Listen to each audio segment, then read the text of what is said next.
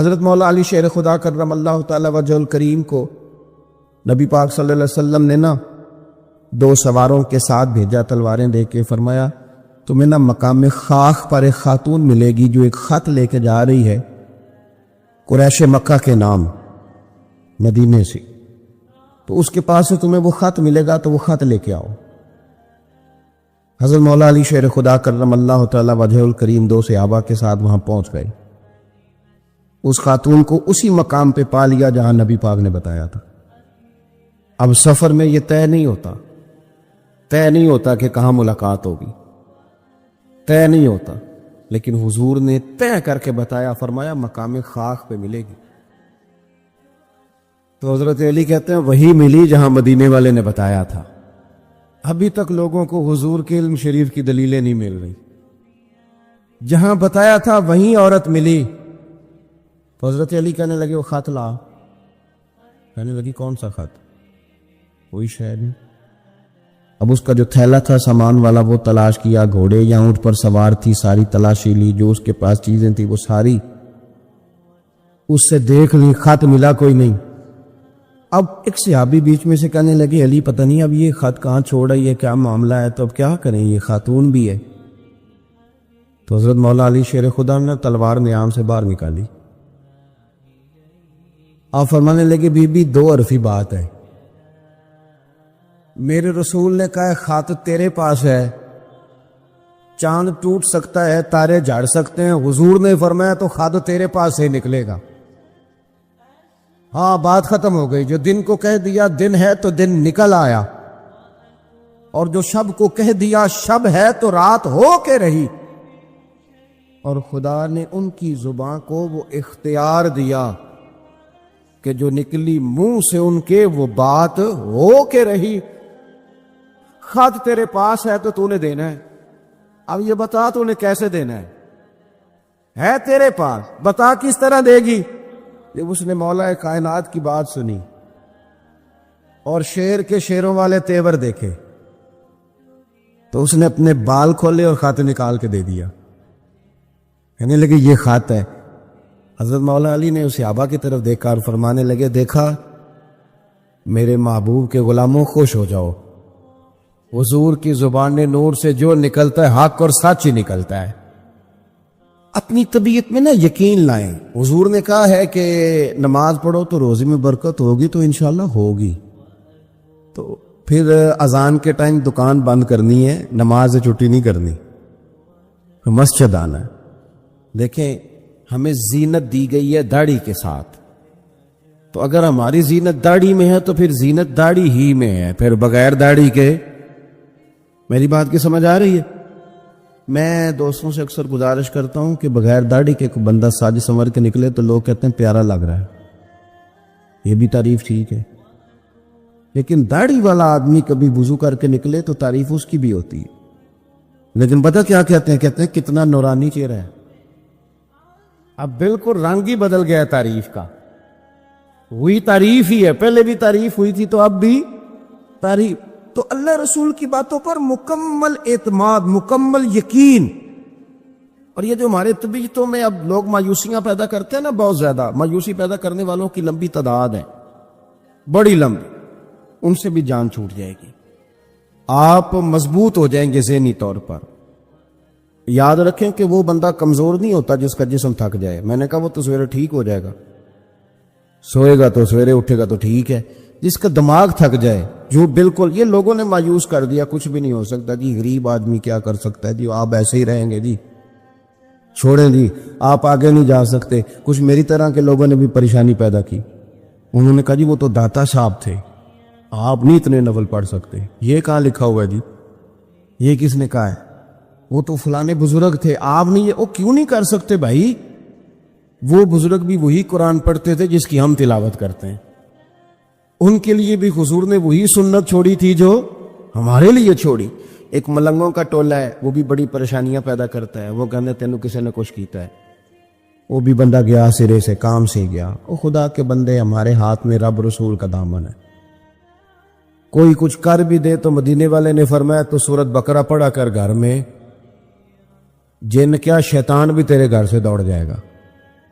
تو آپ ذہنی طور پر اپنے آپ کو کمزور نہ کریں، طاقتور بنیں اور بڑی بات کریں، بڑی۔ جو لوگ دائرہ محدود کرتے ہیں وہ کمزور ہو جاتے ہیں۔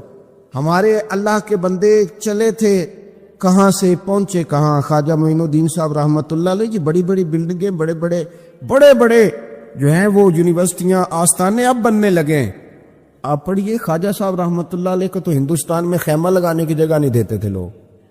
یہاں خیمہ لگاتے تو کھیڑ دیتے تھے، وہاں لگاتے تھے تو کھیڑ دیتے تھے۔ پھر انہوں نے یہ نہیں کہا کہ مجھے تو جگہ نہیں مل رہی، تو وسائل آئیں گے تو کوئی چیز بنے گی، کوئی ادارہ بنے گا تو کام ہوگا۔ یہ لوگ تو چلتے پھرتے ادارہ تھے۔ ہاں، یہ فقیر تھے، جہاں بیٹھ جاتے تھے وہاں جلسہ ہو جاتا تھا، جہاں چلنے لگتے تھے وہاں جلوس ہو جاتا تھا۔ یہ لوگ میرے مجلس تھے، اس لیے انہوں نے اداروں پہ توجہ نہیں دی، بندوں پہ توجہ دی۔ سام درختوں کے نیچے، یہ حضرت محدث اعظم پاکستان رحمۃ اللہ علیہ کا عرس آ رہا ہے 1-2 دن میں، درخت کے نیچے بیٹھ گئے پڑھانا شروع۔ کسی نے کہا حضرت ادارہ نہیں بنانا، فرمایا وہ مستری بنایا کرتے ہیں، وسائل آئیں گے تو کہہ دیں گے کسی مستری، ہماری ڈیوٹی پڑھانا ہے، درخت کے نیچے بھی پڑھائیں گے۔ اور پڑھایا تو مزہ لے کے پڑھایا، کمال کر دی۔ ایک ان کے شاگرد ہوئے مفتی مجیب الاسلام اعظمی رحمۃ اللہ علیہ، وہ کہتے ہیں میرا بھی کھانا کہیں سے آتا تھا تو صحیح نہیں آتا تھا، تو استاد جی جو کہ ابھی نئے نئے آئے تھے ہجرت کر کے پاکستان، ان کا کھانا گھر سے پکتا تھا، وسائل زیادہ نہیں تھے کہ وہ مجھے بھی کھلا سکیں، لیکن استاد تھے نا، ایسا نہیں تھا کہ بچے رکھ لیے خانقاہ پہ تو وہ اس لیے رکھے کہ وہ آنے والوں کو پانی پلائیں گے، چائے پلائیں گے۔ 7 سال بیت گئے، بیچارے نے قرآن مجید نہیں حفظ کیا، اس کا استحصال ہوا، اسے پڑھنے نہیں دیا گیا، اور پتہ نہیں کس نوعیت کا ظلم ہوا، خیال ہی نہیں کیا کہ یہ کس طرح ماں نے کلیجے سے دور کر کے ہمیں دیا۔ مفتی مجیب الاسلام رحمۃ اللہ علیہ فرماتے ہیں کہ حضرت کیا کرتے کہ جو میرا کھانا آتا نا وہ کچھ ٹھیک نہیں ہوتا تھا، کئی دفعہ رات کی روٹیاں بھی مجھے دے دی جاتی، تو حضرت کیا کرتے، کہتے پتر یہ تیرے والا مجھے بڑا پسند تھا، تو اپنی روٹی دے دے، میں کھا لیتا ہوں، تو میری آئے گی تو کھا لینا۔ فرماتے میں حضرت جب میرا کھانا کھاتے تو میں رویا کرتا، میں روتا، اور جو اپنا کھانا آتا وہ مجھے دیتے۔ جب اس رنگ میں نا اگر کوئی شعیب آئے میسر، پھر شبانی سے کلیمی 2 قدم ہے، اللہ کرے کو مل جائے نا ایسا، یہ اس طرح پیار کرے تو بہت سارے لوگ نکھر کے سامنے آ جائیں گے۔ کیونکہ باتیں زیادہ نہیں کرنی، سمیٹنے کی طرف آتا ہوں۔ یقین مضبوط کریں، ایمان مضبوط، اور کچے لوگ جو آپ کا ذہن الجھاتے ہیں ان سے بچیں، جو ذہنوں میں افتراق پیدا کرتے ہیں ان سنگتوں صحبتوں سے بچیں۔ پھر فرمایا وَقَانُوا يَتَّقُونَ، وہ لوگ متقی ہوتے ہیں۔ تقوی کا معنی ہے محتاط زندگی گزارنا۔ توبہ کا مطلب ہوتا ہے اپنے پچھلے تمام گناہوں سے اللہ کے حضور معافی مانگنا۔ میں بھی جانتا ہوں، آپ بھی جانتے ہیں کہ اگر ہم نے کسی شخص کے ساتھ زیادتی کی ہو تو معافی کا کیا طریقہ ہے۔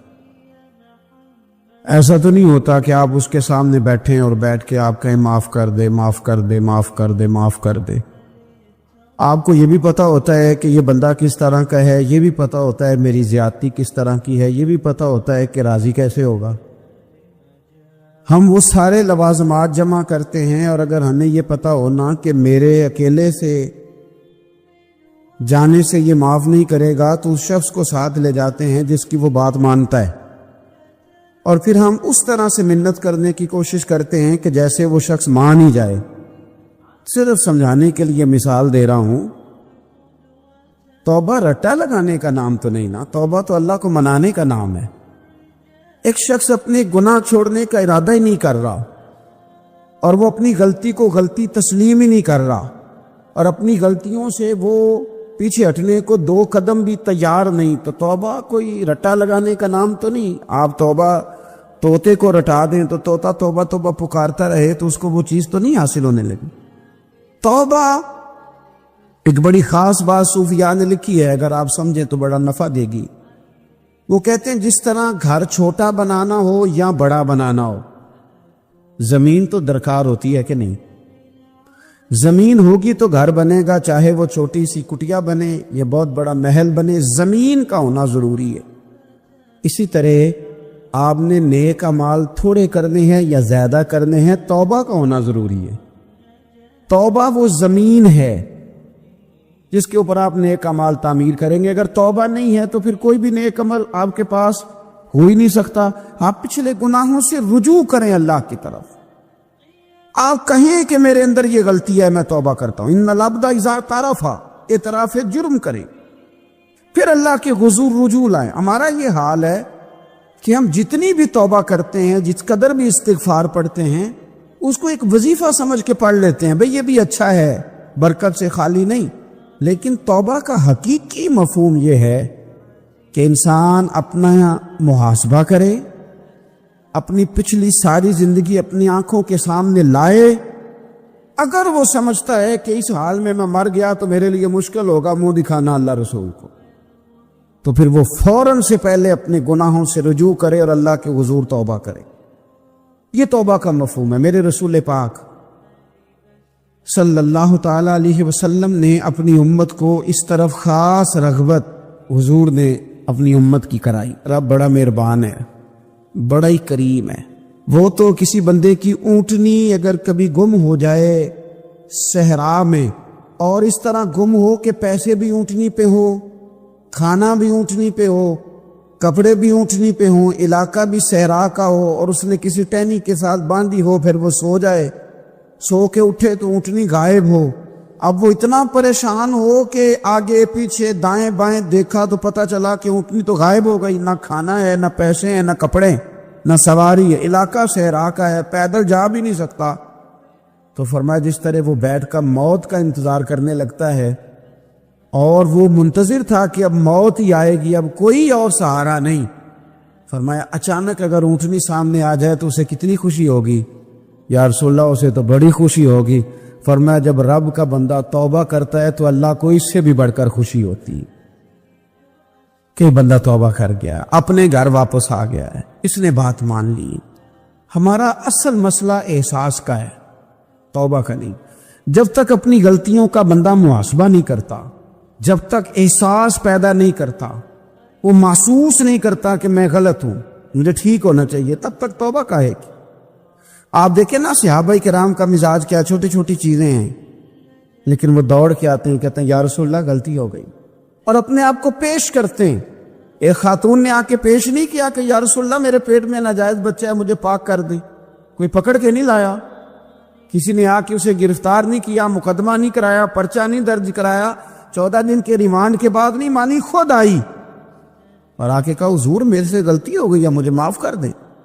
تو رسول پاک صلی اللہ تعالی علیہ وسلم نے بچے کی ولادت کے بعد اسے دوبارہ بلایا، کہا بعد میں آنا، وہ آئی، اسے سنسار کیا گیا۔ تو جب کسی شخص نے کہا نا کہ یہ تو بڑی نفس کے ہاتھوں گرفتار عورت تھی اور کتنا بڑا جرم کیا، تو پھر حضور نے پتہ کیا فرمایا؟ فرمایا چپ کر جاؤ، تم نے گناہ دیکھا ہے، تم نے اس کا احساس نہیں دیکھا۔ جب تک احساس گناہ اور احساس زیاں پیدا نہیں ہوتا، اس کی وجہ یہ ہے، امام غزالی رحمۃ اللہ علیہ فرماتے ہیں جو مومن ہوتا ہے نا، مومن وہ دھاگے کے برابر گناہ کرے تو وہ محسوس کرتا ہے کہ پہاڑ کے برابر گناہ ہے میرے اوپر، اور جو منافق ہوتا ہے نا وہ پہاڑ کے برابر گناہ کر کے کہتا ہے یہ تو دھاگے کے برابر ہے، محسوس ہی نہیں کرتا کہ میں نے اتنے جرم کیے، وہ تسلیم کرنے کو تیار نہیں ہوتا۔ جب تک تسلیم نہیں کرتا تب تک توبہ کا کوئی معنی سمجھ میں نہیں آتا۔ اور توبہ کریں تو پھر توبہ نہ، اور بھائی جس نے ماننا ہوتا ہے وہ تو اشارے سے بھی مان جاتا ہے، اور جنہوں نے نہیں ماننا نا، میں کئی دفعہ کہتا ہوں یہ میرا جو دور ہے یہ سیانے لوگوں کا دور ہے، سمجھدار زیادہ ہیں، اور سمجھدار بھی اس طرح کے سمجھدار نہیں جس طرح کا معاملہ فہم سمجھدار ہوتا ہے۔ سمجھدار چالاک قسم کے، اپنے حق میں سمجھدار اور اپنے ذہن کے مطابق فیصلہ کرنے والے لوگ۔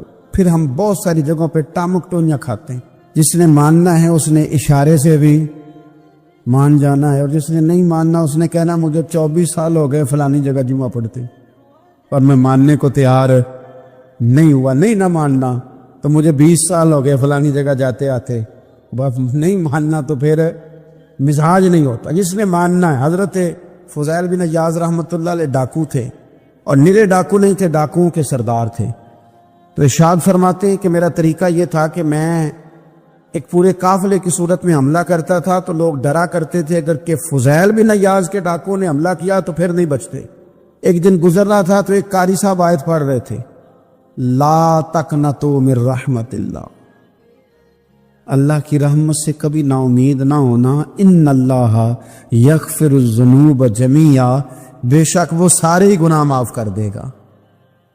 آپ فرماتے ہیں میرے دل میں بات اثر کر گئی، ماننا ہے نا۔ اس نے نہیں ماننا، اس نے 6666 آیتوں کا ترجمہ پڑھ کے بھی توجہ نہیں کرنی۔ آپ ارادہ کریں نا، آپ اپنی دل کی زمین کو زرخیز بنائیں۔ فرماتے ہیں میں فوراً وہ آیت سنی تو میں رویا، اور میں وہ حافظ صاحب کے پاس چلا گیا، ان سے اجازت لی، ان کے کمرے میں داخل ہوا۔ میں نے کہا آپ نے بھی آیت پڑھی ہے کہ اللہ سارے گناہ معاف کر دے گا؟ تو جس بندے نے کئی سال ڈاکے ڈالے ہوں، بیٹیاں روتی رہتی ہوں پر وہ مال لے کے آ گیا ہو، مائیں واسطے دیتی رہتی ہوں پر وہ لوٹ کے نکل آیا ہو، اب جی اگر وہ بندہ بھی سچے دل سے توبہ کرے تو اللہ معاف کر دیتا ہے۔ تو آفت جی کہنے لگے میں کون ہوتا ہوں تمہیں کوئی تفسیر بتانے والا، میں نے تو قرآن کی آیت پڑھی ہے، میرا رب کہتا ہے لا تقنطوا من رحمت اللہ، تم نے مایوس نہیں ہونا، تم آ جانا، معافی مانگ لینا، ان اللہ یغفر الذنوب جمیعا، اللہ سارے گناہ معاف فرما دے گا، اللہ سارے گناہ۔ تو یہ تو اللہ فرما رہا ہے۔ فضیل بن عیاض کہتے ہیں میں نے کہا ختم ہو گئی بات، توبہ بھائی۔ واپس آیا تو وہ میرے ساتھ جو تھے نا ان سے میں نے کہا سردار نیا تلاش کر لو بھائی۔ اب ارادے بدل گئے، پروگرام کچھ اور ہو گیا، اب تو لوگ ہمیں تانے دیں گے، اب تو لوگ باتیں کریں گے کہ اوتھے کی لین جانا ہے۔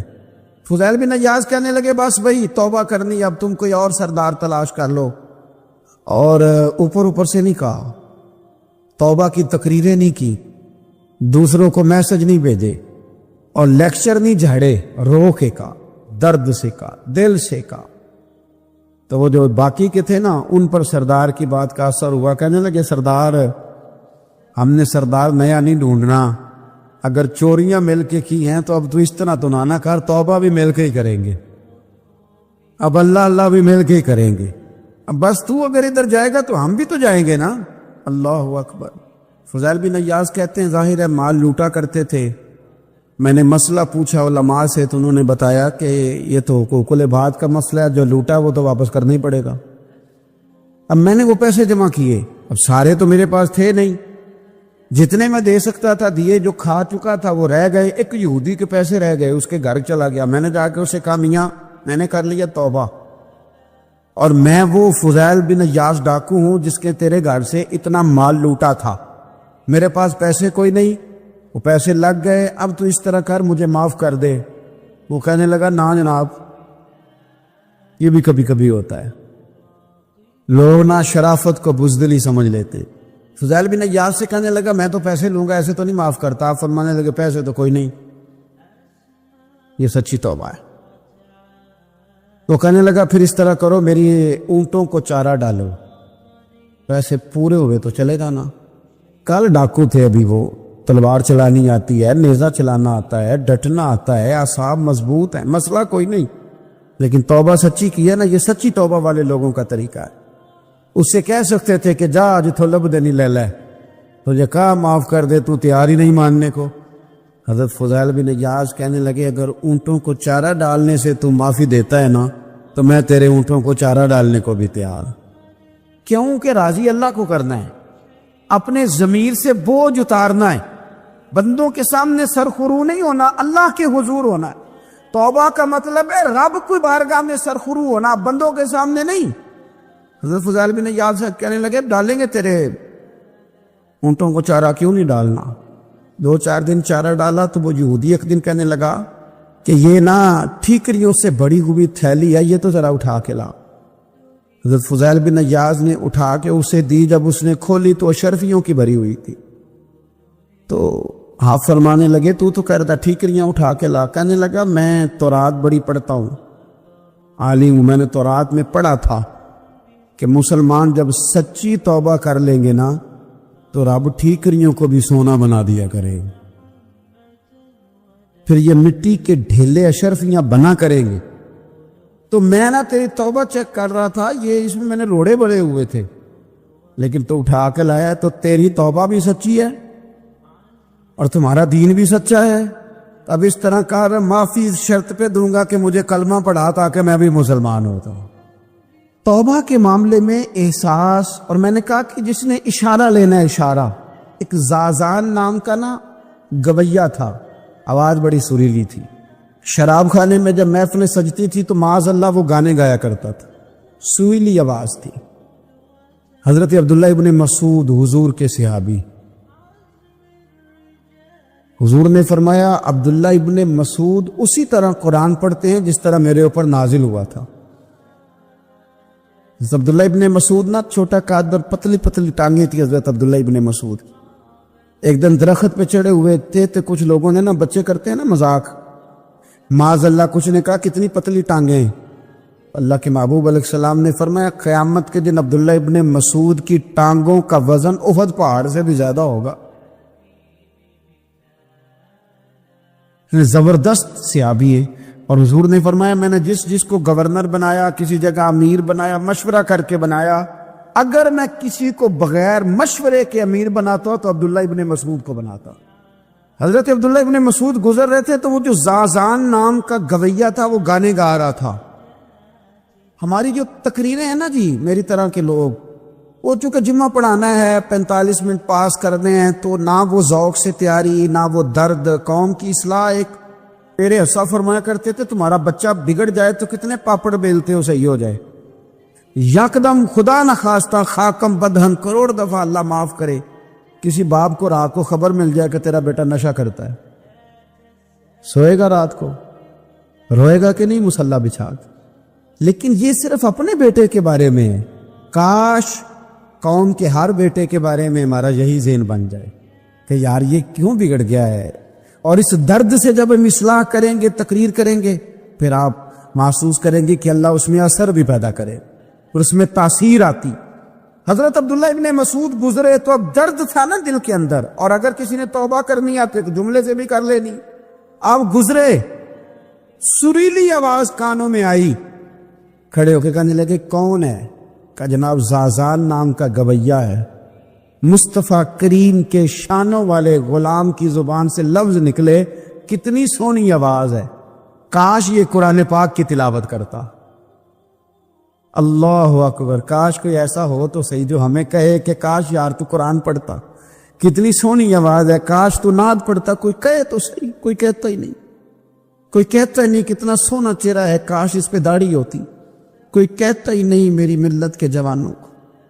سینکڑوں لوگ ہیں، ایک بچہ مجھے ایک دفعہ ملا لاہور میں تو میرے گلے رکھ کے اس طرح رویا جس طرح کو بچھڑا ہوا روتا ہے۔ میں نے لگا پیر صاحب مر جان لگے ہیں، کوئی ساڑی اصلاح ہی نہیں کردا، کھوب گئے گناہ میں، کوئی باں ہی نہیں پھڑدا، کوئی ملے تو صحیح جو ہمارے دکھوں کا مداوع کرے، کوئی نہیں، اپنی اپنی نفسا نفسی، کوئی بات بتانے والا ہی نہیں۔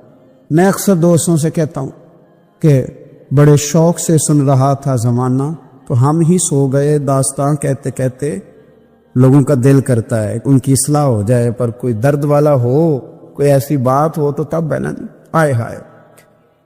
حضرت عبداللہ ابن مسعود کہنے لگے کاش یہ قرآن پاک پڑھتا، یہ کہہ کے چلے گئے۔ باہر وہ نکلا نا، جب سارے لوگ باہر نکلے اس معاذ اللہ بری مجلس سے، تو چین گونیاں ہو رہی تھی کہ آج تو یہاں حضرت عبداللہ ابن مسعود بھی آئے تھے۔ تو زازان سے کسی نے کہا کہ آج نا حضرت عبداللہ ابن مسعود نے تیری آواز سنی، تیری آواز، تو وہ کہہ رہے تھے کاش اتنی سونی آواز سے قرآن پڑھتا تو مزہ آتا، کاش۔ وہ کہنے لگا نبی پاک کے صحابی نے میرا نام لیا ہے، گویا ہو کے میرا ذکر کیا ہے، حضرت عبداللہ ابن مسعود نے میرا نام لے کے کہا کہ کاش میں قرآن پڑھتا، اور میرے لیے کہا مصطفیٰ کے صحابی نے، حضور سے قرآن سیکھنے والے کی خواہش ہے کہ میں قرآن پڑھوں۔ دوڑے گئے، کدھر ملیں گے عبداللہ ابن مسعود؟ فلاں فلاں جگہ غسل کیا، وضو کیا، پیروں میں لگ گئے جا کے، کہنے لگے سونیا جس کے قرآن پڑھنے کی تعریف مدینے والے کریں وہ میرے بارے میں کہے کہ مجھے قرآن پڑھنا چاہیے تھا، آج سے میں نے ٹھوکر ماری سارے گانوں کو، سکھاؤ مجھے قرآن، میں قرآن ہی پڑھا کروں۔ میں قرآن پڑھوں گا، میں پڑھ پڑھ کے سناؤں گا، لوگ میری زبان سے اللہ کے کلام کی تلاوت سنا کریں گے۔ کوئی بیٹھا ہوا مجھے دور دعا دیتا ہے، میں ڈوبتا ہوں سمندر اچھال دیتا ہے، کوئی تو ہو نا جو کہے، کوئی تو ہو۔ فرمانے لگے بس ہو گئی حضور، آپ دیکھیں گے میں قرآن ہی پڑھوں گا، میری زبان سے اب اللہ کی کتاب کی تلاوت ہی ہو گئی، طے ہو گئی بات۔ تو کسی نے نصیحت لینی ہے توبہ کے لیے تو ایک جملہ بھی کافی ہے، ایک جملہ بھی۔ اور میں نے کہا کہ اگر صرف تقریریں سننی ہیں، واعظ ہی سننے اور ساری زندگی اسی پہ لگانی ہے کہ آج بڑا جملہ کا، آج بڑا مزہ آیا، آج فلانی بات ہو پہلی دفعہ سنی، کچھ قرضے دے کے جان چھوٹے گی، اس کے بغیر جان نہیں چھوٹتی۔ اپنی قضا نمازوں کا حساب لگائیں اور ان کو صحیح کر کے ادا کریں۔ ایک مسئلے میں بڑی دیر سے دوستوں کو اشارے کنایاتاً باتیں کہہ رہا ہوں، پھر کہتا ہوں، میں نے شب برات کو تفصیل سے یہ بات کی تھی، پھر کرتا ہوں، اپنے معاملات کو صاف کریں۔ لینے دینے کے مسائل میں اپنے آپ کو ایک میں منت کے ساتھ بات کرنے لگا ہوں اپنے دوستوں سے، خدا را کبھی بھی بڑے سے بڑا کام کرنا یا چھوٹے سے چھوٹا کرنا، اس میں سود کا کوئی نقطہ نہ آنے دینا، آپ کا دل سخت کر دے گا، آپ کے آنسو لے جائے گا، کچھ نہیں بچے گا۔ جس طرح پیشاب کا ایک قطرہ کئی من دودھ کو تباہ کر دیتا ہے، یہ سود آپ کے اصل مال خدا را، یہ میری منت ہے، میری گزارش ہے۔ میں ان دوستوں کو جانتا ہوں، مجھے لگتا تھا کہ یہ ولایت کا رستہ طے کریں گے، لیکن چلے کچھ جگہ مجبوریاں ہوتی ہیں، کچھ معاملات ہوتے ہیں، لیکن کوئی ایک آدھ نقطہ ایسا آتا ہے بیچ میں، وہ لے جاتا ہے ساری چیزیں۔ نبی پاک علیہ الصلوۃ والسلام نے فرمایا بندہ بڑا سفر کر کے آتا ہے، بکھرے بال، بری حالت، رو کے دعائیں مانگتا ہے، یا اللہ یا اللہ یا اللہ کہتا ہے، پر اللہ اس کی دعا قبول نہیں کرتا۔ سونیا آپ کہہ رہے ہیں رحمت للعالمین ہو کے کہ رب قبول نہیں کرتا؟ تو حضور نے فرمایا اس نے پہنا بھی حرام پیسوں کا، کھایا بھی حرام پیسوں کا، پیا بھی حرام پیسوں کا، جتنی مرضی مانگے پھر مالک اس کی دعاؤں کو مستجاب۔ ہمارا ایک تو ہے اپنا عمل، ایک ہے توبہ، ایک بات کی اعمال ہم نے۔ ایک آخری بات یہ آپ سے کرنی ہے کہ ہمارے ذمے جس طرح ہمارے بچوں کی ڈیوٹی ہے نا، بیوی کا نان نفقہ خامد کے ذمے ہوتا ہے، ماں باپ بوڑھے ہوں تو ان کی ڈیوٹی اولاد کے ذمے، اسی طرح قیامت تک نبی کوئی نہیں آئے گا، دین کی جو ڈیوٹی ہے وہ نبی پاک کی امت نے ادا کر دی۔ اور اللہ کیا فرماتے ہیں قرآن مجید کی سورہ محمد صلی اللہ تعالی وسلم، اللہ فرماتے ہیں یا ایھا الذین آمنوا ان تنصروا اللہ ینصرکم، اے ایمان والو اگر تم اللہ کے دین کی مدد کرو گے تو اللہ تمہاری مدد کرے گا، وَيُثَبِّتْ أَقْدَامَكُمْ، اور اللہ تمہارے قدموں کو جما دے گا، یعنی تمہیں مضبوط کر دے گا، تم مضبوط سے مضبوط ہوتے جاؤ گے۔ شرط کیا ہے؟ ان تنصر اللہ، اگر تم اللہ کے دین کی مدد کرو۔ اپنے مزاجوں میں نا اللہ کی دین کی مدد کا ذوق پیدا کریں۔ وَالَّذِي أَرْسَلَ رَسُولَهُ بِالْهُدَىٰ وَدِينِ الْحَقِّ لِيُظْهِرَهُ عَلَى الدِّينِ كُلِّهِ، میں پوری دنیا کے مسلمان حکمرانوں کو یہ بتانا چاہتا ہوں کہ یہ جو میرے نبی پاک کا دین ہے نا، یہ دبنے نہیں آیا، یہ غالب ہونے کے لیے آیا ہے۔ اور اسلام کی فطرت میں قدرت نے لچک دی ہے، اتنا ہی یہ ابھرے گا جتنا کہ دبا دو گے۔ کیا سمجھتے ہیں اسرائیل کے گنڈے کہ وہ مسجد اقصیٰ میں نمازیوں کو تنگ کر کے تو وہ کہیں گے کہ ہمیں پوچھنے والا کوئی نہیں؟ اسلام کی فطرت میں قدرت نے لچک دی ہے، اتنا ہی یہ ابھرے گا جتنا کہ دبا دو گے۔ بانجھ نہ سمجھا جائے اس امت کو، بس یہ جو مسلمان حکمران ہیں یہ اتنی بات سمجھ لیں کہ تم جب ان یہودیوں سے کافروں سے معاہدے کرتے ہو تو تمہیں تو کچھ خیال نہیں آتا، تم تو صرف دنیا داری دیکھ کے چلتے ہو۔ کاش بال بچہ دیکھتے ہوئے، مال دیکھتے ہوئے، ملک اور زمین دیکھتے ہوئے تم ایک دفعہ اللہ کا دین بھی دیکھو۔ یہ تمہاری ذمہ داری ہے، یہ نبی پاک نے ڈیوٹی لگائی ہے۔ اپنا اپنا کردار ہمیشہ دین کے لیے پیش کریں، اپنا اپنا کردار۔ وہ ضروری نہیں کہ چندے کی صورت نہیں ہو، آپ کسی بے نمازی کو نماز کا مشورہ دیں، آپ نے دین کی خدمت کی، آپ نے ماں باپ کے نافرمان کو فرما برداری کا مشورہ دیا تو آپ نے دین کی خدمت کی۔ اگر آپ نے کسی بندے کو کہا یار تیرا قرآن پاک ٹھیک نہیں، چل قاری صاحب کے پاس، تیرا تلفظ ٹھیک ہونا چاہیے، کو آدھا گھنٹہ نکال کے سیکھ لے، یہ لفظ کہنے سے ہی آپ نے دین کی خدمت کی۔ میرے نبی پاک صلی اللہ تعالی علیہ وسلم نے فرمایا ایک جملہ بول کے جو دین کی دعوت دے گا، ایک ایک جملے پہ اللہ 1000 سال کی عبادت کا ثواب دے گا۔ سنیں، بڑی پیاری حدیث، بڑی خوبصورت حدیث، کنز المال میں دیگر کتب احادیث میں ہے۔ حضرت ابو ہریرہ رضی اللہ تعالیٰ عنہ فرماتے ایک بابا جی نبی پاک کی بارگاہ میں آئے، اور جب وہ واپس جانے لگے تو میں نے عمر پوچھی تو عمر تھی 96 سال۔ کہتے ہیں بزرگ جب آئے نا تو یہ بھویں جو ہے نا ان کی سفید ہو کے تو یوں آنکھوں پہ آ گئی، بڑی چھڑی بابا جی نے پکڑی ہوئی اور دونوں ہاتھ پکڑ کے نا چھڑی کے اوپر جھکے ہوئے ہیں، ایک جانی قربان جاؤ۔ کہتے ہیں جب وہ بزرگ مسجد میں داخل ہوئے تو میرے رسول نے کھڑے ہو کے استقبال فرمایا، کھڑے ہو، اور نبی کریم صلی اللہ علیہ وسلم نے آگے بڑھ کے بابا جی کو بازو سے پکڑا اور بٹھایا۔ حضور بیٹھ پہ، کہا بزرگوں کیسے آئے ہو؟ تو کہتے ہیں وہ بابا جی بات کرتے تو آنکھ کھول کے پہلے حضور کا چہرہ دیکھتے، پھر وہ بات کرتے تو ان کے لب و لہجے کے اندر بڑی پریشانی، بڑی تکلیف، بڑی مایوسی۔ عرض کرنے لگے یا رسول اللہ، حضور زندگی ساری گناہوں میں بیت گئی ہے، حضور غلطیاں ہی غلطیاں، یاد ماضی عذاب ہے، یا رب چھین لے مجھ سے حافظہ میرا۔ اے اللہ کے رسول بڑی لمبی فہرست ہے، پاپ ہی پاپ ہے، کالے سیاہ دفتر ہے۔ یا رسول اللہ صلی اللہ علیہ وسلم جب پلٹ کے دیکھتا ہو حضور مجھے نیکی دکھائی نہیں دیتی۔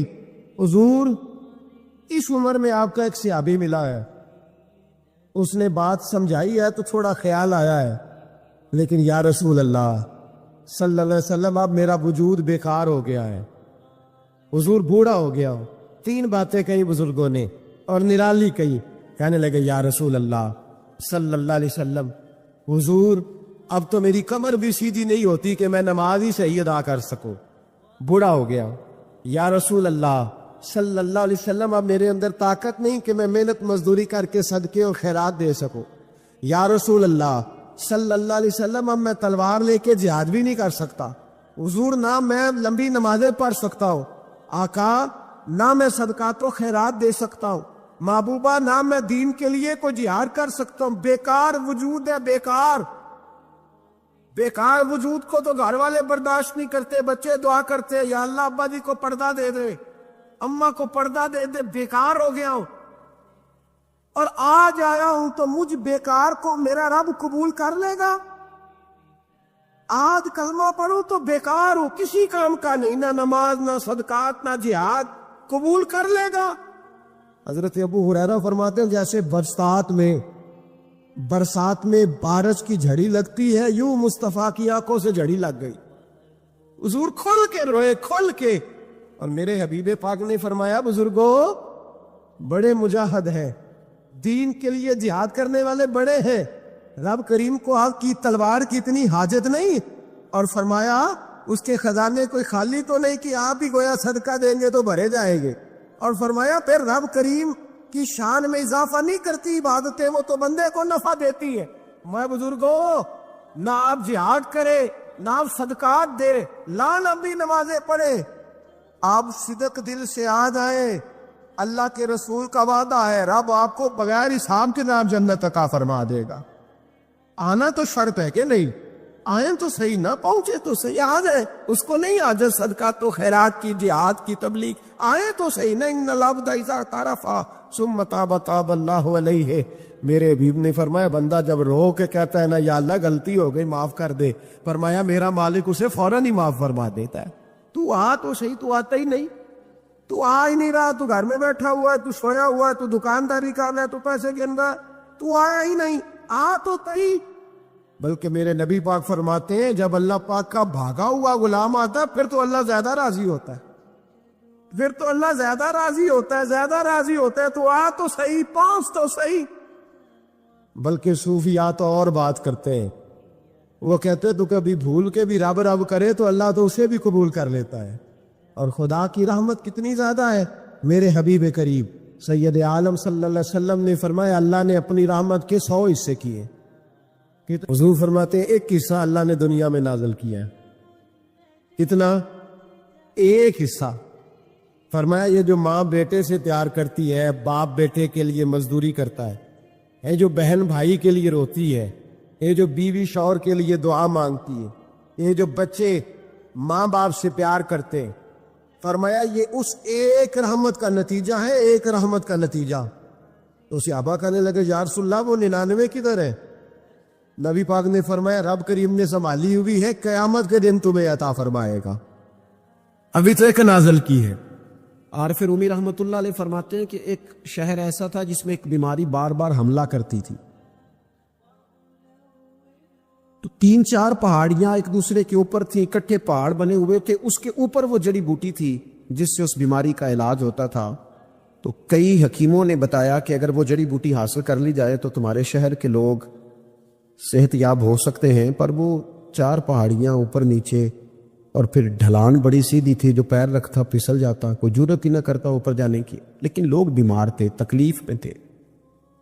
بالآخر ایک شخص نے ارادہ کیا کہ کب تک لوگوں کو بیماری سے سسکتے تڑپتے مرتے دیکھتا رہوں گا. اس نے کلاڑا اٹھایا، ہتھوڑا اٹھایا، پہاڑ کاٹنا شروع کیا کہ میں سیڑھیاں بناؤں گا اوپر جانے کے لیے. فرماتے ہیں کہ وہ پہاڑ کاٹ رہا تھا تو جو قریب آتے تھے نا وہ اسے کہتے تھے پاگل ہو گیا تو اکیلا بندہ کیسے پہاڑ کاٹے گا، بیوقوف ہے، چھوڑ دے. اس نے کہا یار تم ساتھ نہیں چل سکتے تو حوصلہ شکنی تو نہ کرو، مجھے کچھ کرنے تو دو.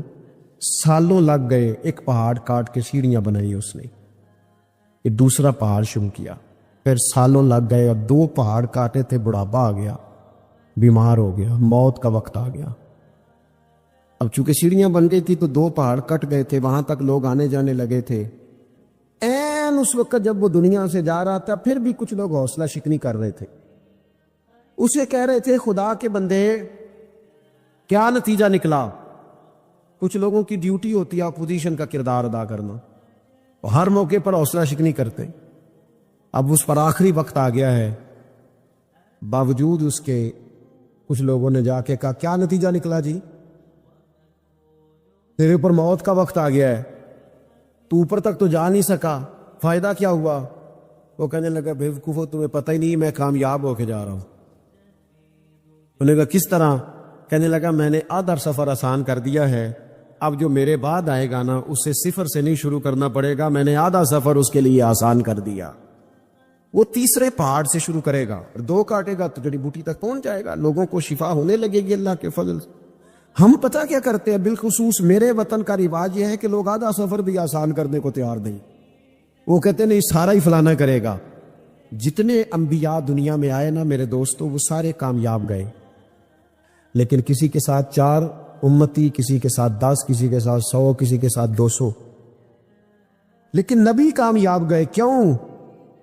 کہ اللہ تعالیٰ نے جو ان کے ذمہ ڈیوٹی لگائی تھی وہ ڈیوٹی انہوں نے پوری ذمہ داری سے سر انجام دی. اس ڈیوٹی میں انہوں نے کبھی کوئی کمی دکھائی تو اپنی زندگی میں جد و جہد کریں، کام کریں، بیٹھ کر صرف بات نہ کریں، تنقید نہ کریں، بیٹھ کر صرف منصوبہ بندی نہ کریں. اور میرے ملک میں بالخصوص یہ کام ہوتا ہے، تبصرے کرو، چینل کھولو، تنقید کرو، اندر کی خبر لے کے آؤ، کوئی کہانی سناؤ، کوئی نئی سٹوری بناؤ، لیکن کام نہ کرو. بڑی خوبصورت بات کی مولا کائنات مولا علی شیر خدا رضی اللہ تعالی، اور یہ اتنے حسین و جمیل اور خوبصورت انسان ہے کہ میرے نبی کریم علیہ الصلاۃ والسلام نے فرمایا کہ علی تو دنیا میں بھی میرا بھائی ہے اور قیامت میں بھی میرا بھائی ہے. اور حضور علیہ السلام نے فرمایا جس کا میں مولا ہوں علی بھی ان سب کے مولا ہیں. اور حضور علیہ الصلاۃ والسلام نے فرمایا میرا علی تو وہ ہے کہ اس کو دیکھتے رہنا رب کریم تمہیں عبادت کا درجہ عطا فرمائے. فوراً سوال اٹھتا تھا ذہنوں میں کہ جو نہ دیکھ سکیں گے تو وہ کیا کریں گے؟ تو محبوب نے فرمایا ذکر ولی عبادہ، وہ علی کا ذکر کریں گے تو اللہ انہیں عبادت کا درجہ عطا فرمائے گا. اور حضرت علی شیر خدا کرم اللہ تعالی وجہہ الکریم جو ہیں وہ اپنی سیرت کے لحاظ سے، اپنے علم کے لحاظ سے، اپنے تقوی کے لحاظ سے، اپنی پرہیزگاری کے لحاظ سے، عدل و انصاف کے لحاظ سے۔ کچھ لوگوں کے فضائل بڑے ہوتے ہیں پر وہ ذاتی طور پر کوئی سیرت نہیں دکھا پاتے۔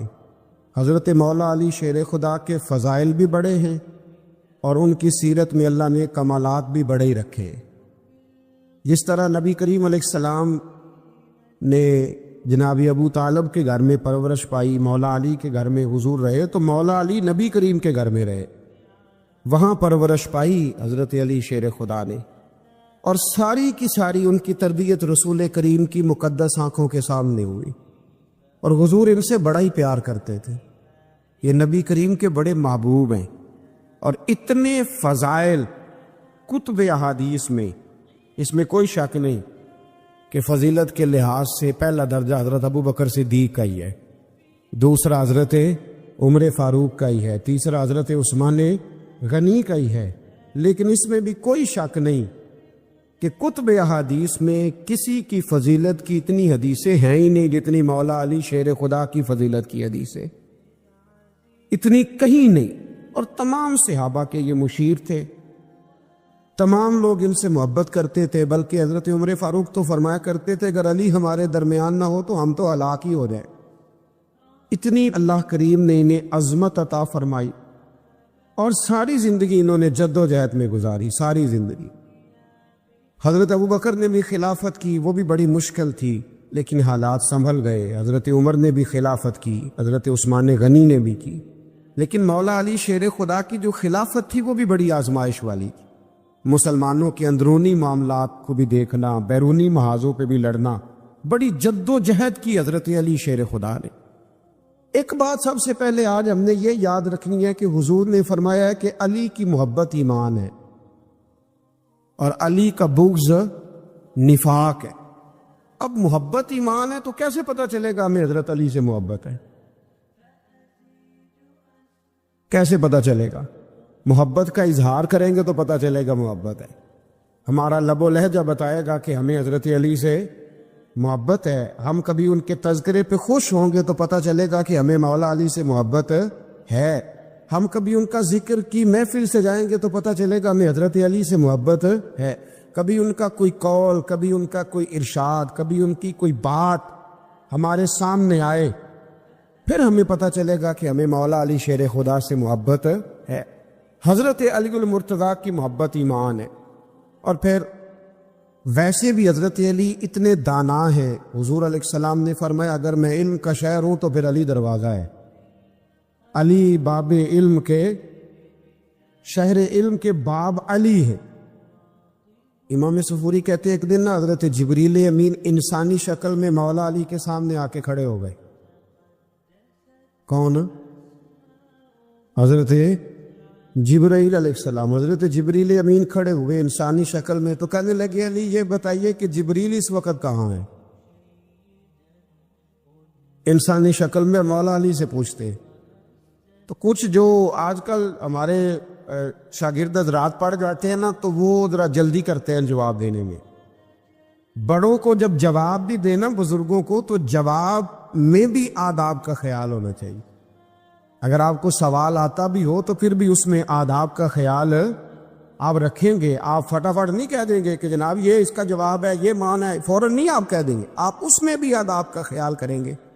حضرت جبریل امین نے جب کہا نا کہ بتائیے جبریل کہاں ہے، تو حضرت علی فوراً بھی کہہ سکتے تھے آپ ہی تو ہیں جبریل، یہ فٹافٹ کہہ سکتے تھے، اسی وقت ساری بات ختم ہو جاتی۔ لیکن بزرگوں سے بات کرنے کے کچھ آداب ہوتے، کچھ طور طریقے ہوتے جو اللہ ماشاء اللہ آج کل لوگوں میں نظر نہیں آتے۔ کچھ طور طریقے ہیں، کچھ سلیقے ہیں، کچھ جو ہے وہ اس کے خاص نقطہ نظر ہے، اس کو سمجھنا چاہیے۔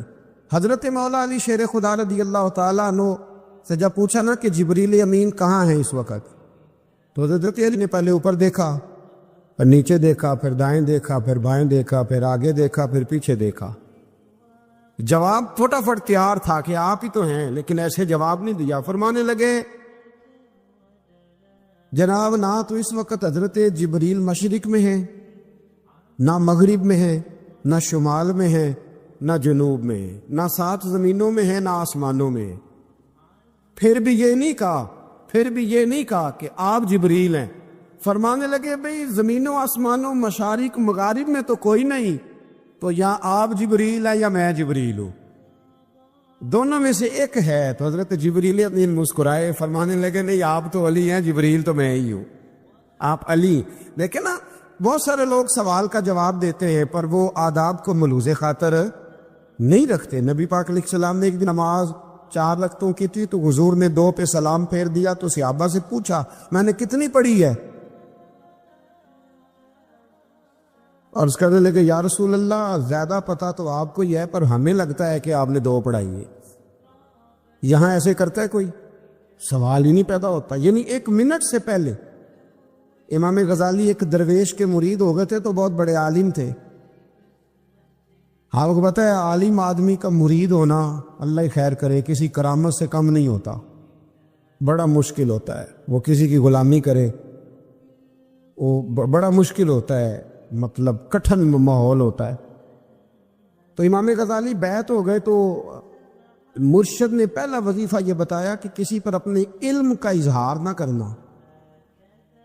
ہاں، اپنے علم کا اظہار، آپ اس کو آسان وظیفہ سمجھتے ہیں؟ یعنی علم ہو بھی تو بندہ اظہار نہ کرے، بد عزمی ہو جاتی ہے، تو بد عزمی ہو جاتی ہے، نیند نہیں آتی۔ 2-4 لفظ جو بندہ پڑھ کے آتا ہے نا، اس کو تو نیند نہیں آتی کہ میں پڑھا لکھا ہوں تو میں بتاؤں نا۔ تو حضرت علی شیر خدا کرم اللہ تعالیٰ وجہ الکریم کے وہ آداب سے مجھے یہ بات یاد آئی کہ امام غزالی کے شیخ نے کہا علم کا اظہار نہ کرنا یہ پہلا وظیفہ ہے۔ شیخ شہاب الدین سہروردی کہتے ہیں مجھے میرے ماموں حضور غوث پاک کے پاس لے گئے تھے، تو جاتے ہوئے میرے رستے میں خیال آ رہا تھا میں الحمدللہ خود پڑھا لکھا ہوں، کہ جب انہوں نے جا کے پیش کیا نا غوث پاک کی بارگاہ میں کچھ دے، تو حضور غوث اعظم فرمانے لگے بھرے ہوئے پیالے میں کیا ڈالوں، پہلے ہی فول ہے، کوئی گنجائش ہی نہیں۔ تو فرماتے ہیں پھر میں اگلی دفعہ گیا تو غرور علم کو توڑ کے گیا، تو پھر میں غوث اعظم کی بارگاہ میں بیٹھا تو اللہ تبارک و تعالیٰ نے پھر مجھے جھولی بھر کے خیرات عطا فرمائی۔ یاد رکھ۔ تو کہتے ہیں انہوں نے کہا کہ اظہار نہیں کرنا علم کا، تو بس ایک دن بیٹھے بیٹھے نا ایک بندہ مسئلہ پوچھنے آیا، انہوں نے بزرگوں سے مسئلہ پوچھا، میرے مرشد سے۔ امام غزالی کہتے ہیں میرے پیر سے مسئلہ پوچھا، تو وہ کہنے لگے بھئی مجھے نہیں اس سوال کا جواب آتا۔ حضرت صاحب نے کہہ دیا مجھے نہیں آتا۔ کہتے میں قریب تھا، میں نے اس بندے کو بلایا، میں نے کہا مجھے آتا ہے جواب، میں بتاؤں؟ تو کہتے شیخ فرمانے لگے غزالی تیرا کیا خیال ہے، مجھے نہیں تھا جواب آتا، تو تجھے آزمانے کے لیے کہا، تیری ابھی میں نہیں نہ گئی تو کوئی نہیں میاں، پھر ابھی تو رستے میں ہی رہے گا۔ فٹافٹ لوگ کہتے ہم ایسی لاکھوں کتابیں قابل ضبطی سمجھتے جن کو پڑھ کے بیٹے باپ کو خبتی سمجھتے۔ ایک بات یہ کہ ان سے محبت کرنی ہے، دوسری بات یہ کہ ان کی سیرت، پہلی بات زندگی میں ادب بڑا کیا مولا علی شیر خدا، بڑا ادب کیا۔ حضرت علی کہتے ہیں میں نے نبی پاک سے ایک سوال پوچھنا تھا تو میں نے 14 دن انتظار کیا، یعنی سوال جو ذہن میں آ جائے تو نمبر پاس ہوتا ہے، تو 14 منٹ انتظار ہوتا ہے، میں نے تو گھنٹے کا ہی نہیں، یعنی 14 منٹ بھی بندے انتظار، سوال ہی پیدا نہیں ہوتا۔ اور اگر پیر صاحب فون نہ ریسیو کرے تو وہ متکبر ہے، اگر وہ فون نہ اٹھائیں تو پھر یہ ہے کہ اب دین کی بات کس سے پوچھے جی ہم، پھر ہمارے پاس فلسفہ ہے۔ کہتے میں نے 14 دن انتظار کیا، کیا؟ مولا علی فرماتے میرے دل میں خیال تھا کہ کوئی اور آ جائے اور جو میں بات پوچھنا چاہتا ہوں وہ نبی پاک سے پوچھ لے، وہ حضور سے پوچھ لے تو میرا بھی چلو معاملہ بن جائے گا۔ اب ان سے زیادہ کو بے تکلف تو نہیں تھا نا نبی پاک کی بارگاہ میں، جھٹ پوچھ سکتے تھے۔ 14 دن کہتے 14 دن کے بعد بندہ آیا، وہی سوال پوچھا جو میں نے پوچھنا تھا، تو کہتے حضور جواب اسے دے رہے تھے اور دیکھ میری طرف رہے تھے، جواب اسے دے رہے تھے اور توجہ حضور کی میری جانب۔ ایک ان کی زندگی میں ادب بڑھا ہے، دوسری بات یہ کہ گہرا علم ہے مولا علی کا۔ ہمارے ہاں لوگوں کے پاس علم ہوتا ہے، اللہ ماشاء اللہ بڑے بڑے اچھے علماء ہیں، لیکن بعض جگہ پہ علم بڑا سطحی سا ہے، سطحی سا، یعنی ساری زندگی جس بندے نے علم پڑھا ہے وہ گہرائی تک نہیں اترا، یعنی اس پر عمل نہیں کر سکا۔ تو اگر میرا علم مجھے نفع نہیں دے رہا تو میرا علم کسی کو کیا نفع دے گا؟ حضرت علی کا علم گہرا تھا، سیانہ علم تھا، گہرائی والی بات کرتے تھے، بڑی سوچ سمجھ کے فیصلہ کرتے تھے، اور بڑے زیرک تھے، دانا آدمی تھے حضرت مولا علی شیر خدا رضی۔ اور آپ کا فہم و فراست نرالا تھا. ایک شخص نے کہا جی میں نے ترس کھا کے ایک عورت سے شادی کیا, وہ بوڑھی تھی, ترس کھا کے نکاح کیا. میں جوان, وہ بوڑھی ہے, پر میں قریب جاتا ہوں تو مجھے پتہ نہیں کیا ہوتا ہے. وہ بڑی جگہ پہ گیا ہوں پر میرا مسئلہ نہیں حل ہوتا, حالانکہ وہ لاوارث تھی اور شادی نہیں اس کی ہو سکی. تو حضرت علی شیر خدا فرمانے لگے بی بی کو میرے پاس لا, عورت کو لا. وہ لائے تو آپ فرمانے تیرا نکاح نہیں ہوا؟ کہنے لگی نہیں. فرمایا سوچ لے, چپ کر کے. فرمایا کوئی گناہ کیا ہو؟ خاموش ہو گئی. کہنے لگی میں نے میرا آغاز تھا جوانی کا تو میں نے ایک ناجائز بچہ پیدا کیا اور اسے پھینک دیا, آبادی میں پھینکا. تو حضرت علی شیر خدا فرمانے لگے یہ تیرا وہی بچہ ہے.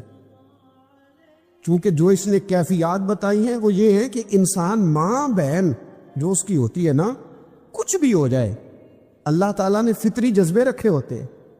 تو وہ کوئی حیوان ہو تو بات الگ ہے, اگر انسان ہو تو وہ مطلب انسان ماں کے سینے سے لگ بھی جائے تو اسے شفقت کا رنگ تو نظر آتا ہے, لیکن اس کے اندر وہ جذبات پیدا ہو سکتے نہیں. بیٹی سینے سے لگ جائے تو وہ والے جذبات اس میں آتے. حضرت علی شیر خدا کا علم بڑا باریک.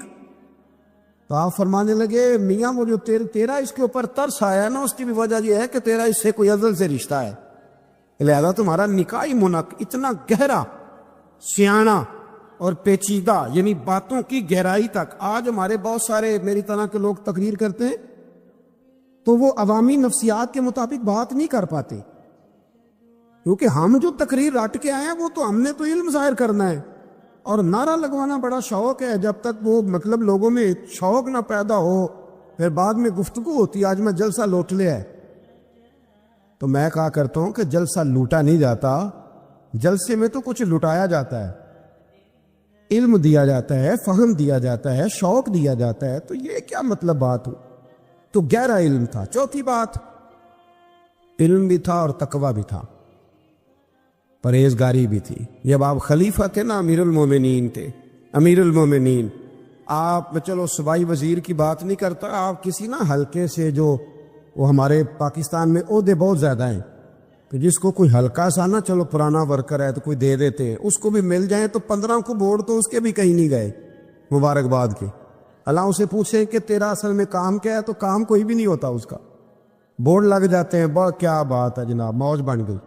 حضرت علی امیر المومنین تھے اور کوفے کے چوک میں کھڑے تھے, کوفے کے چوک میں, اور فرما رہے تھے کہ بھئی یہ میری زرہ ہے, بڑی قیمتی ہے, یہ کوئی بندہ خرید لے.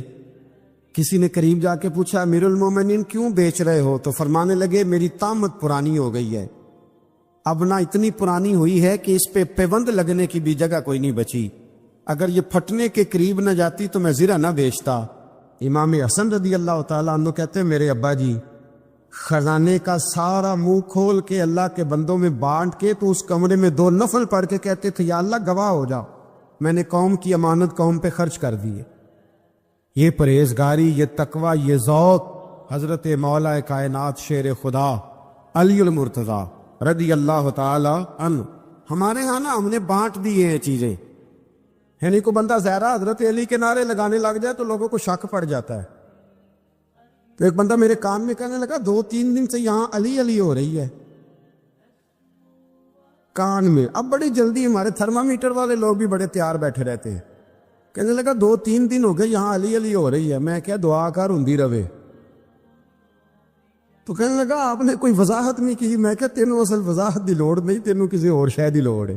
عجیب بیوقوف آدمی ہے بھائی. ان لوگوں کا تو رشتہ ہی کوئی نہیں مولا علی شیر خدا کے ساتھ, اور ہم جو ہیں ہم تو مرید ہیں مولا علی شیر خدا.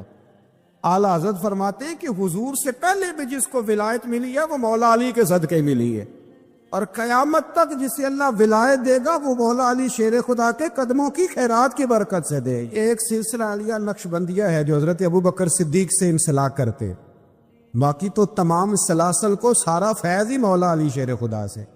تو آپ یہ کیسی بات کریں گے کہ جناب وہ فلانے کا آپ, اور جی میں نے اسے کہا کہ شاید میرا دعویٰ کوئی نہیں, پر میری جو اپنی تھوڑا بہت مطالعہ ہے نا, میں انسائکلوپیڈیا ہوں حضرت عمر فاروق کا.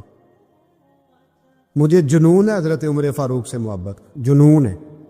اور میں نے ایک دفعہ اسکیچ صرف ابھی بنایا ہے، تو شاید میں 2 جلدوں میں کتاب لکھ دوں حضرت عمر فاروق. یعنی شاید ان کے حالات پر کوئی ایسی کتاب جو دنیا میں چھپی ہو اور میں نے دیکھی نہ ہو، شاید وہ جس ذریعے سے بھی. اور آپ میری گفتگو سن لیں، شاید ہر دوسری بات میں حضرت عمر کی کرتا ہوں، لیکن ایک بات پکی ہے کہ مرید میں مولا علی شیر خدا کا. یہ بات میاں پکی ہے، اس میں شک کوئی نہیں نا. اس لیے کہ حضور کے بعد فیض مولا علی سے، پھر امام حسین سے، پھر امام زین. یہ ہمارے بزرگوں نے ہمیں شجرہ یہ دیا ہے. تو آپ وہ جو بات جہاں ہے وہ وہاں ہے. حضرت ابو بکر صدیق کے بارے میں جو شک کرے پکا بے ایمان ہے. پر اس میں تو بات پکی ہے نا کہ حضور نے فرمایا علی تجھے دیکھنا بھی عبادت اور تیرا ذکر کرنا بھی عبادت. تو خدا کے بندو علی علی نہ کریں، ہم تو مر جائیں.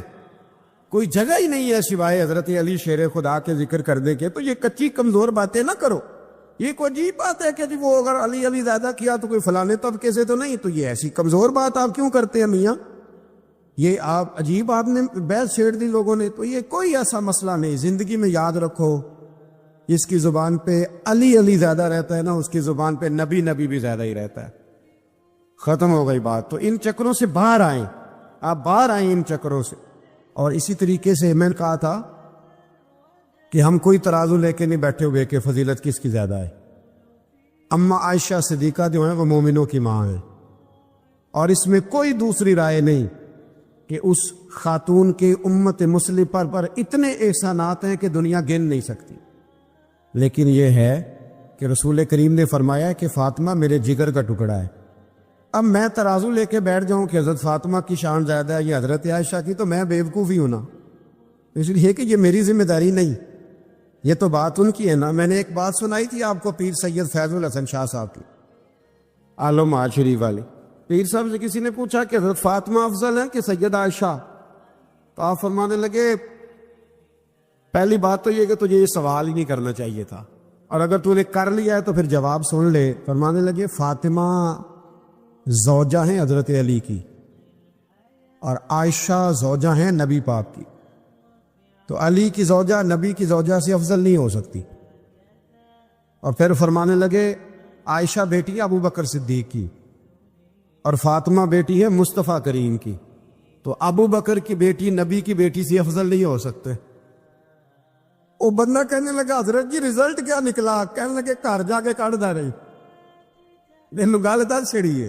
اب تو گھر جا اور رزلٹ گھر جا کے نکالتا رہے. میں نے تو تجھے نا بتا دیا ہے کہ جو اصل بات ہے وہ یہ ہے کہ ابو بکر صدیق کی بیٹی نبی پاک کی بیٹی سے افضل ہو سکتی نہیں، اور علی المرتضیٰ کی زوجہ نبی پاک کی زوجہ سے افضل ہو سکتی. باقی جا تو نتیجہ گھر جا کے نکال، نتیجہ گھر جا کے نکال. تو ہمارے بزرگ تو اس لیول پہ سوچتے، اس لیول پہ. حضرت عائشہ صدیقہ رضی اللہ تعالیٰ عنہ اگر گھوڑے پہ بیٹھتی تھی نا تو مولا علی لگام تھام لیتے تھے، ماتے تھے یہ ماں ہے مومنو، یہ ماں ہے مومنو. آپ کیا بات کرتے؟ حضرت عمر فاروق کو کبھی حضرت عائشہ بلا لیتی تو کامتے ہوئے حاضر ہوتے. ماں ہے مومن. یہ کچی باتیں چھوڑ دے، عشق کرے تو کھول کے کرے، ڈر ڈر کے نہ کرے.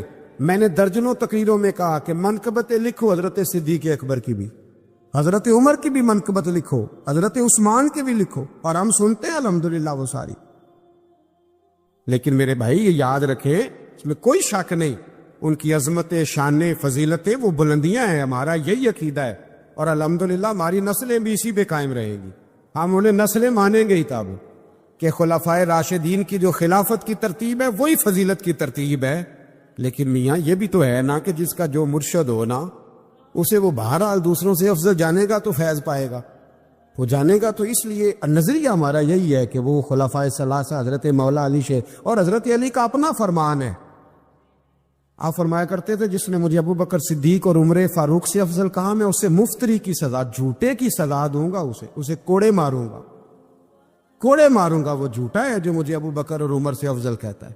تو ان کی تو اپنی بات، اور میں نے وہ بڑی تفصیل کے ساتھ ایک دفعہ عرض کیا تھا کہ حضرت علی تو خود منبر کوفہ پہ بیٹھ کے بتایا کرتے تھے کہ اگر میرے جیسے بہادر سے پوچھو کہ بہادر کون ہے تو میں ابو بکر صدیق کا نام بتاؤں گا. تو اس لیے مطلب اب ہم سہم جائیں فٹافٹ کہ فلانا نہ ناراض ہو جائے تو بھئی جب ہم درجنوں جمعے حضرت صدیق اکبر پہ پڑھاتے ہیں اس وقت تو نہیں نا کسی کو ٹینشن ہوتی، یہ حضرت عمر پہ پڑھاتے ہیں، حضرت عثمان پہ، تو ویسے بھی بندوں کو جواب دینے کا اگر انسان مزاج بنا لے تو کس کس کو مطمئن کرے گا؟ یہ تو 4 ادھر نکل جاتے ہیں تو 15 ادھر نکل جاتے ہیں، آپ ذہن اللہ رسول کو جواب دینے کا بنا